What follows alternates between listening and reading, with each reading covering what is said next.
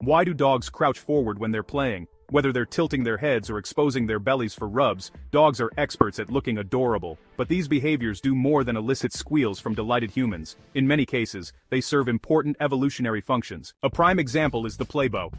If you've ever seen a dog crouch forward with its elbows on the ground and its rear end in the air, wagging tail and all, then you know what it is.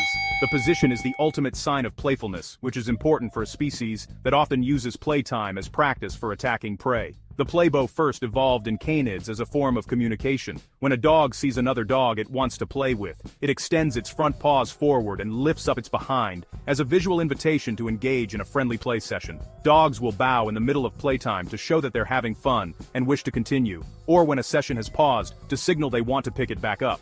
Play bows can also be a sort of apology. When the roughhousing gets too rough, a bow says, "I'm sorry I hurt you. Can we keep playing?" Play between canines often mimics aggression, and starting off in a submissive position is a way for all participating parties to make sure they're on the same page. It's easy to see why such a cue would be useful. The more puzzling matter for researchers is why the ancestors of modern dogs evolved to play in the first place. One theory is that play is crucial to the social, cognitive, and physical development of puppies. It's an opportunity for them to interact with their own kind and learn important behaviors, like how to moderate the strength of their bites. Play also requires the animals to react quickly to new circumstances and assess complex actions from other dogs. Another evolutionary explanation is that playtime prepares puppies for the hunting they do later as adults. Watch two puppies play and you'll see them stalking, biting, and pouncing on one another. All behaviors canines exhibit in the wild when taking down prey.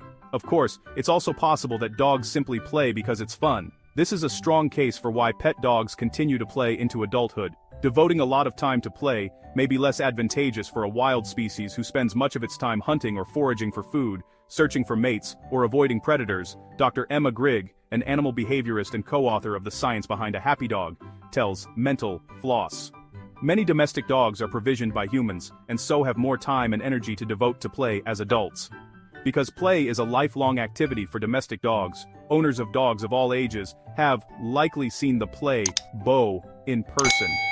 Wild canids like wolves, foxes, and coyotes tend to reserve this behavior for members of their own species, but pet dogs often break out the bow for their humans, or anyone else who looks like they might be up for a play session.